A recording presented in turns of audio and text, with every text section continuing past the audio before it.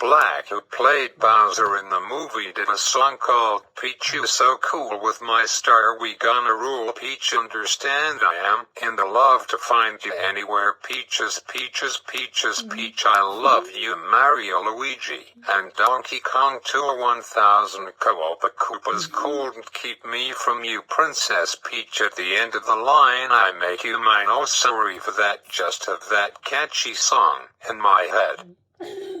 Anyhow, where were we? Oh yes, oh my Samsung Galaxy F53. Lasted for, and by the way, my screen brightness is at 60% with 120 Hz refresh rate with adaptive brightness set to on. Volume is at 90%. So this phone gave me 8 hours, 50 minutes of real day battery usage, which is not great but still pretty good. The reason that I quit 60 days ago I went back to iPhone SE2 is because I really like Apple World, and my Apple Watch works again, which is awesome, so thoughts why. So now let's get into this video, and I will talk all about the brand new major version by Apple, which came out on June 5th, which is just more than 2 weeks ago. I usually wait until September to update my devices, but since I am not using my iPad 6 anymore, and it supports iOS 17 for 1 more year, which means 5 years for this device, which is pretty awesome and cool. So we have got a lot to talk about. As you can see, there will be a part 2 that will be coming next week for my final video until sometime in September. I don't know when yet. So anyways, iOS 17 came out on June 5th with Developer Beta 1. Public betas will start sometime in July. iOS 17 beta program costs $50. Last year and the years before that it was $100. I already paid to get access to iOS 17 beta program. On Tuesday night I download iOS 17 beta 1 on my iPad 6 from 2018. I don't use this device anymore, so why not? On Wednesday I spend the day playing around with it and it's super cool. iOS 17 is packed with new features and changes. So iOS 17 came with more wallpaper customization, which the background image changes according to dark or light mode. The font weight on the lock screen can be adjusted more freely. There are also new kaleidoscope wallpapers. Live photos are now supported in the lock screen. Photos resized for the wallpaper are automatically extended to the top with a gradient that fills the missing space. Interactive widgets. The widgets are now interactive. Users can turn on the lights or shutters of the house by pressing the corresponding button of the home widget, and users can complete activities from the reminders by pressing directly on the list placed in the widget, etc. Phone calls. With contact posters, phone call screens can now be customizable. Similar to the revamped lock screen in iOS 16, users can now customize their own phone call screens by changing the font and text color for their contact name displayed on the top and the contact image with either a custom image or an emoji. Live voicemail allows users to read voicemails live during an incoming phone call. Phone calls can now also be accepted while the caller leaves their message.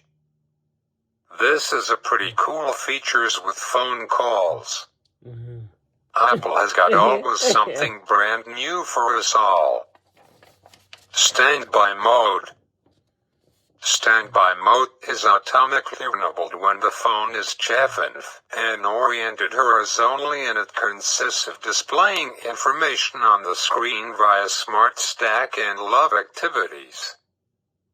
At night it appears less bright so as not to disturb. I already knew about that feature in standby mode.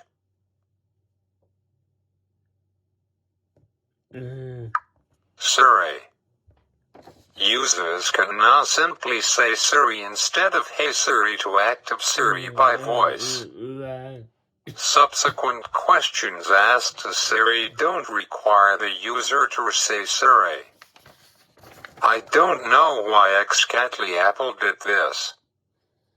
It is almost like OK Google now Android 14 you just say Google it, kind of weird. People will get confused by this change. But anyhow it is what it is, I guess. AirDrop and iMeDrop, which don't know what this is about, but here you all go.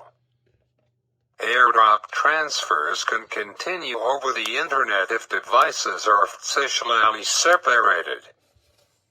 By bringing two iPhones or Apple Watches close to each other, users can transfer files with AirDrop to shared activity with Share Replay, or exchange a customizable contact card with a new feature called iMeDrop, which looks like this. So you can share it between two iPhones or two Apple Watches, or from iPhone to an Apple Watch and vice versa. I think that this feature will be coming to a pass when iPadOS 18 will be released fall of 2024. This is the first feature out of 3 features that after 17 years Apple has finally beaten Android. Thoughts crazy and unbelievable, this day has finally came. They have released a feature that Android hasn't gotten yet. I don't think Android 14 betas has got it yet.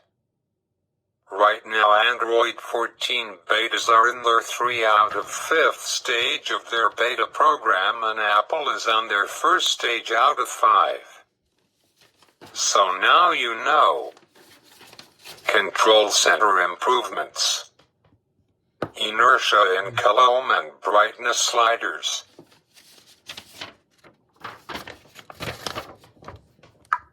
The volume and brightness sliders have inertia, that is, it is possible to pull them up or down with a launch, and these continue for a while in their path. So I guess there's a new form of volume and brightness sliders, which looks like OIC from this found in iOS 16. The control center got a revamp to look like this. Okay, cool. On the left you can see iOS 16 control center, and on the right in the middle it's the brand new revamped lock screen. Pretty cool. Well, in September I am looking forward to this new control center, and it's 10 years anniversary of the control center had a revamp or a redesign like we had back when iOS 7 came out, and the control center looked back then like this. So now instead of pressing on some of them like data and Wi-Fi and Bluetooth AirDrop, now it's showing before it was hidden with iOS 16 compared to iOS 17. And now there's a music widget for Apple Music. Before it was in a box, now it's showing in the album cover. Basically Apple cleaned the control center up a bit. It looks good. Can't wait until September to get it. I already got it on my iPad 6 that I don't use anymore, so why not? Apple recommends that you don't use your main or everyday device if you want to get the beta program for the next major version of iOS. Faux mode improvements. This is a brand new feature that came out a year ago in 2022 when Apple released their iOS 16 betas.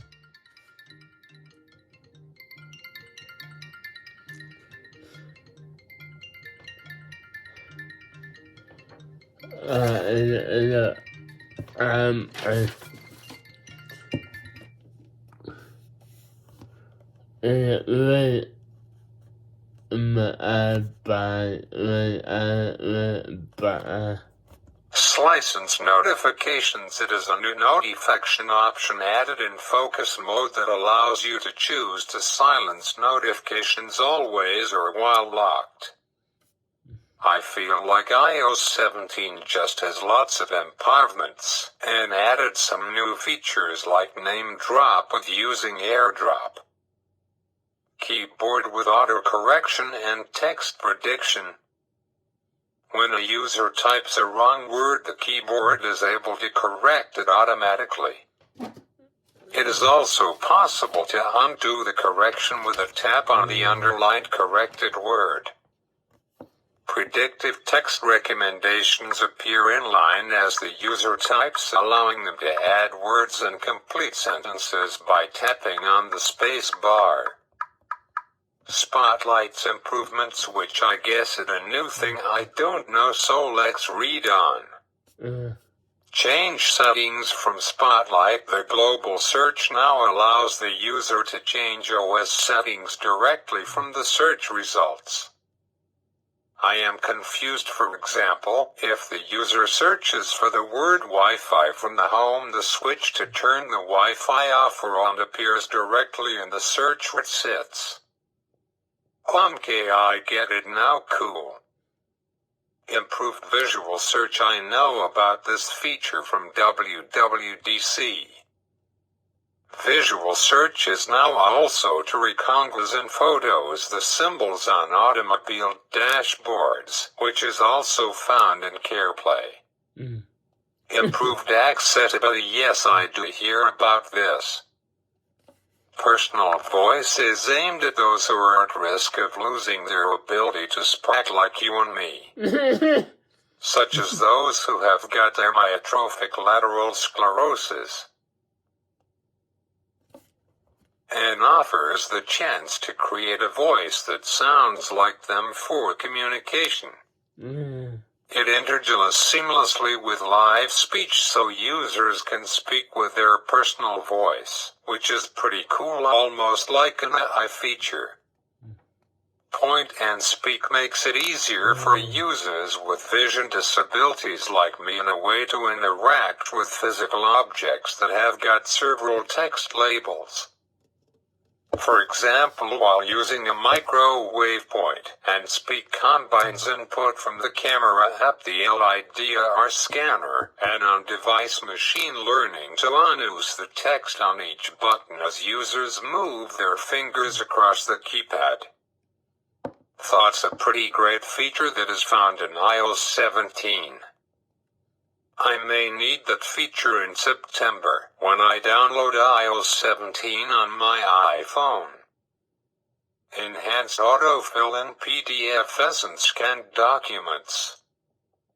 It allows to securely use the user-saved information from contacts to fill out a PDF or scanned document.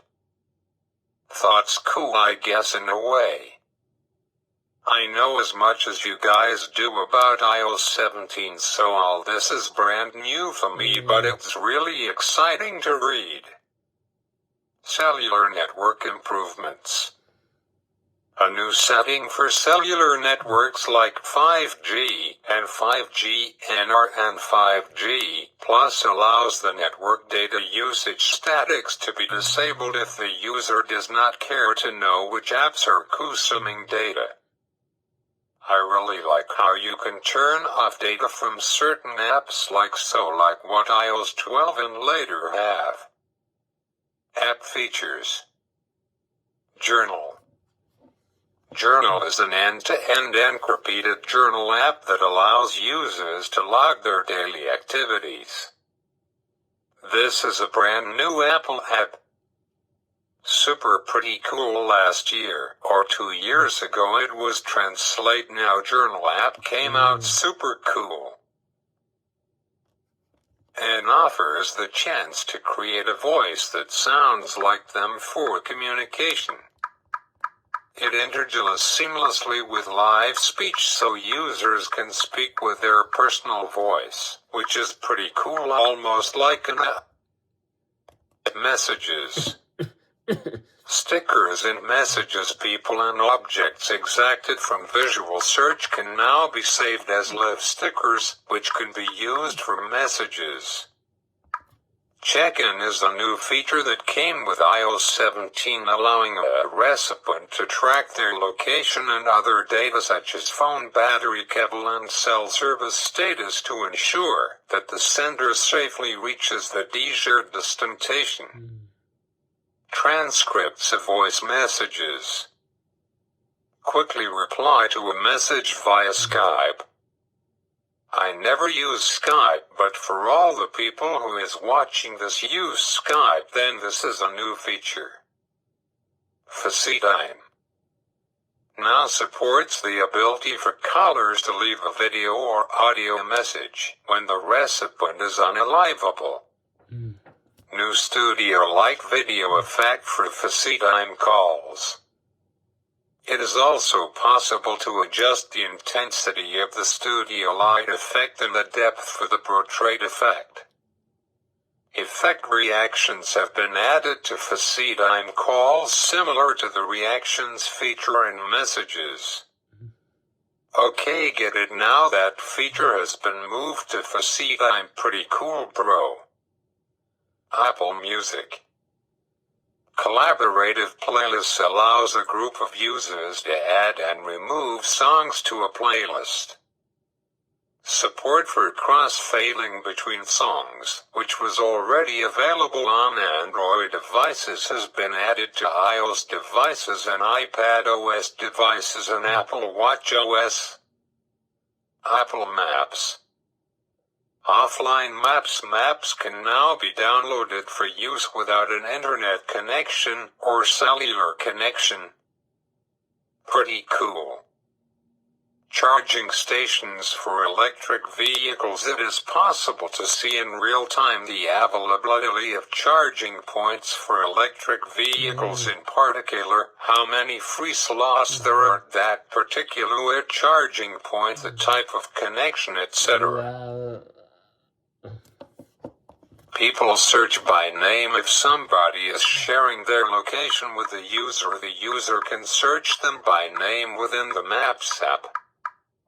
I am going to continue reading and telling you guys the rest of iOS 17 has to offer next week for my final video before I take my summer break.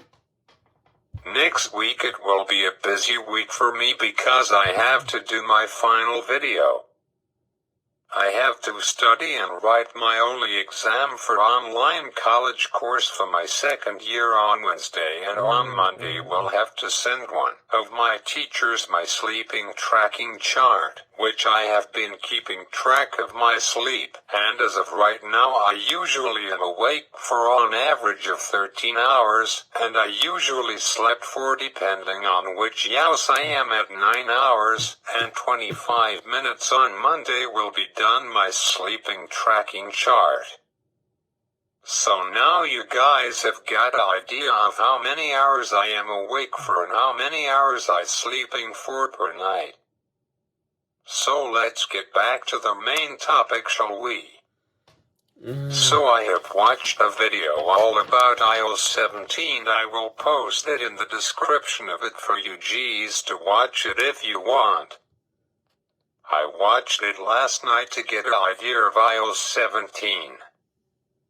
iOS 17 came in on my iPhone SE 3 and at 5.84 gigabytes from iOS 16.5, which is a pretty big update compared to last year, when iOS 16 Beta 1 came in on my iPhone SE 2 and at 5.02 gigabytes, so this year it's a bit bigger.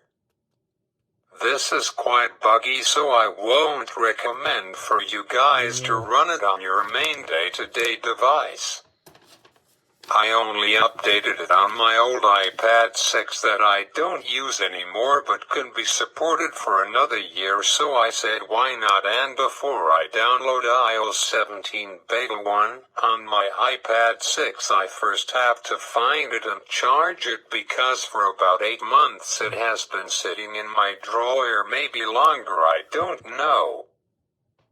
Guys, you know that I haven't used this for quite a while because it is still on iOS 15.3.1. Wow, oh my gosh, wow, can't believe it. Thoughts unbelievable in action. Wow. So it took 1 hour and 5 minutes to update, no joke, wow, crazy. And iOS 17 Beta 1 on my iPad 6 came in at wow 10.2 gigabytes, which is the biggest update ever I have seen. Wow, I made sure that I have got enough room on this bad boy to download and install it. Wow, wow, crazy thoughts, nuts, over 10 gigabytes coming from iOS 15.3.1, crazy, wow, anyways, holy crap. So after I installed it on this bad boy, wow, some new wallpapers I really like and everything. Apple Weather now supports iPad. When iOS 16 came out I just saw the app now, crazy, this is ancient and pretty cool. iPadOS 17 will be the last major update for this bad boy. So that means that my Nana will be officially out of date next year in 2024 at the end of iPadOS 17. My Nana's iPhone 7 is not supported now for 2 years since the end of iOS 15. Now you can press and hold on the lock screen, and you can customize it however way you want it. There is a new Hello wallpaper found in iPadOS 17. There's new atmosphere wallpaper of the whole solar system, but they for some reason left out Pluto. Yeah. Some people say that Pluto is not a planet, others do. Yep, Apple brought back light and dark mode wallpapers. Thanks, Apple. Now interactive widgets directly from the home screen. We just can't change the layout of the grid, maybe later on iPadOS 17, or wait until iPadOS 18 comes out next year around this day. They didn't change up the control center on iPadOS 17. Maybe they did with iOS 17, which I don't want to get it until September because only my iPhone SE3 is the only iPhone that support it, but I can get the iOS 17 new wallpaper as I did last year without updating my iPhone to iOS 17. I just did it like so, which is pretty cool.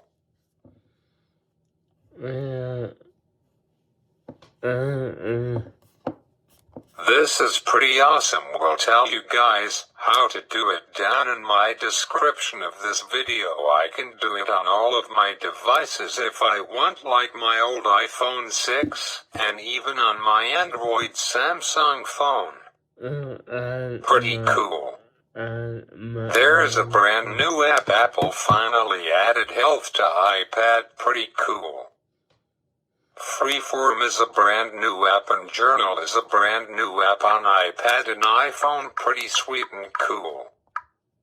As well as some other software updates. iOS 17 Beta 2 has been released just yesterday, as well as iOS 16.5.1 and iOS 15.7.6 for my iPod Touch 7, and it has been crazy. And our very first VisionOS Beta 1, while we will have a brand new operating system now, crazy. Quickly going to talk about iOS 17 Beta 2, and this update came in at 1.2 gigabytes on my iPad 6, and it came with 50 more new features and changes.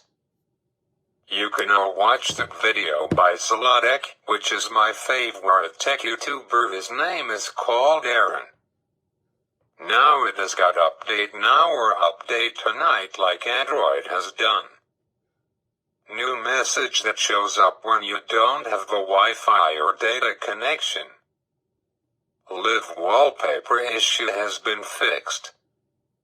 I don't know, I only update iOS 17 yesterday.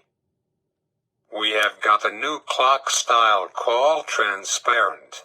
Yeah. Wow, and there's many more changes and features on iOS 17 Beta 2. As far as when we can expect iOS 17 Beta 3 may be in 2 weeks like we saw with Beta 2 and Beta 1, so that will put us at Wednesday, July 5th. So, sorry that this video is longer than I expected, but lots to tell you, but don't worry, I'm almost done. Moving on to iOS 16.5.1 on my iPhone SE3, it came in at 220.7 megabytes. Apple fixes an issue where the iPhone couldn't some reason charge the 100% only to 99% for whatever reason. Okay, got it. It fixes finally the battery charge dropping issue. I was one of those people who had this problem. Now that should be fixed. As for future updates, well, iOS 16.6 Beta 4 could be any day now. As for if we going to be getting an iOS 16.5.2 or go right to iOS 16.6. And finally iOS 15.7.7, and this update came on my iPod Touch 7 at 220.6 megabytes, and this update randomly all of a sudden came out. Apple still supporting their older devices like my iPod Touch 7. I know sad times anyhow. If you enjoyed this video, make sure to like, comment, and subscribe to my channel. And as always, I will see you next week for my final video before I will take my summer break.